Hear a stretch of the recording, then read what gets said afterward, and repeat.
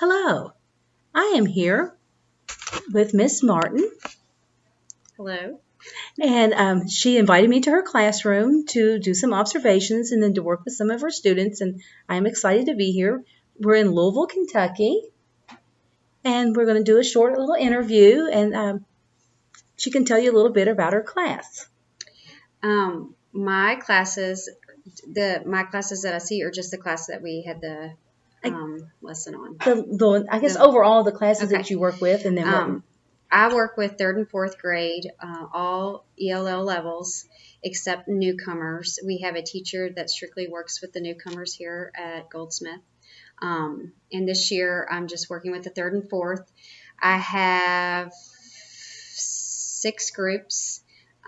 4 of the groups rotate Mondays and Wednesdays to Tuesday, Thursday, and Fridays based on their access scores, their MAP scores that we have completed this year, and also our PAs, our RPAs, and our MPAs along with their DRA scores. So based on their access scores and their scores, their assessments they've taken with their classroom teacher, I pull them according to what they need.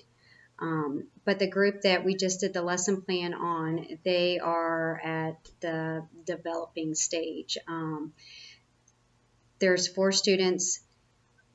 One has been in the country for 3.5. The longest one has been in the country for 3.5 years, and the shortest one is 1.5 years. And we still are working with a lot of. They have the social language for sure, but the academic language and just basic phonics and sight words we're still developing.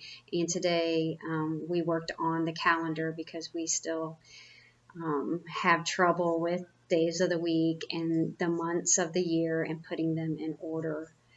So I had suggested that lesson plan because we've been working on that since August, and it still seems like they definitely still have trouble putting it together. And when I asked her what would be a good lesson that I could do that would be beneficial for them, she suggested the days of the week, and then we kind of fine-tuned it in with the calendar. So then that way that also the days of the week, the months of the year, and then the actual numbers in the days.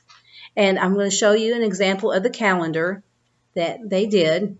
It was Velcroed together. There might be a glare to it. And they were to put the calendar together. This was after we discussed the days of the week.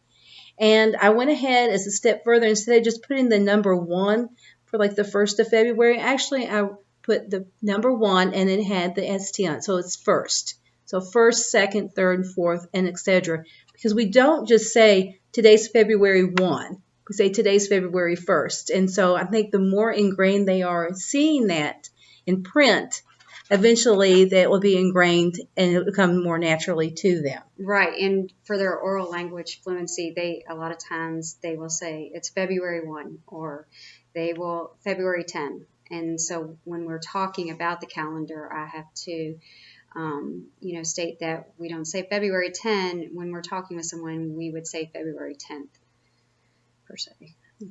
And I think they enjoyed using the calendar, and it's hands-on, and it's going to be kept in their notebook so that they can refer to it. Yes. And it's in a pocket protector, so next month they can start all over, take the February off, put in March, and then just continue with it. And at the end of the year, they can take it home, or they can keep it in there for next year.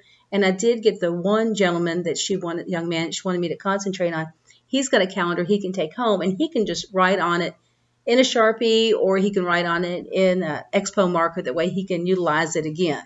And he actually has a family working with him from a church, and Bob and Nancy go and work with him on the weekends. So I'm in contact with them through email, so I will let them know. That's another thing that they can help him on, because he definitely still from August, since he he came to Goldsmith, he was at a different school last year, needs definite guidance when talking about the calendar and the days of the week. Now today, when we first started with the calendar, I said, what day is it? And today is Thursday, and the young gentleman said Tuesday. So that's interesting.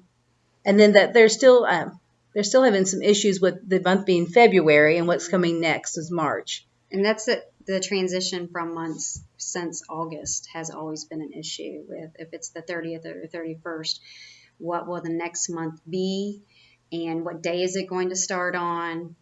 And that transition every month is difficult for them, and they act like, we've never talked about it before. They've never seen it before, and like they will say, oh, it's going to be the 32nd tomorrow or 32 tomorrow, and when it's going to be the first of the next month. Well, I know that we looked at before that she gave me the go-ahead to work on calendars and the days of the week. We looked at the test scores, the access test scores for the young man. And overall, he was 1.9. His listening was 3.5. And I could tell that he was doing a nice job of listening today to the different examples we gave.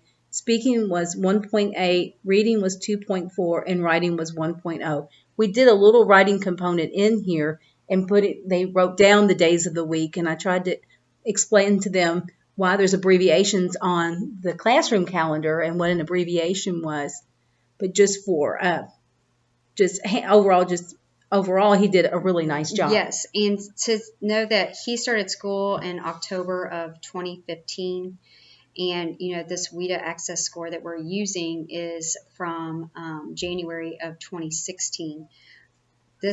For the access scores that he has, I'm very surprised because he had no formal education prior to coming to the U.S. And he also he had oral language in his native language, but he did not know how to read his language. He did not know how to write in his language. So I'm really surprised. He's had a lot of people help him along the way with transition classes.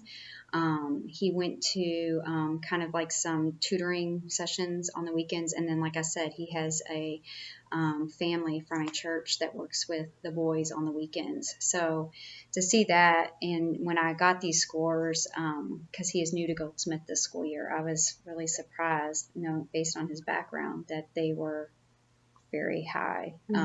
This was his first academic school year in his life. Yeah, so I think once, I would love to follow and see where he goes like 5 to 7 years from now to see, because I really think he is a very bright young man. Mm-hmm. If you think about his background, educational background, and his, just life experiences.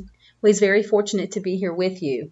You have a wonderful class, and you're doing an awesome job, and I hope to be able to come back and see you again. Thank you. Thank you. You're welcome anytime. Thank you.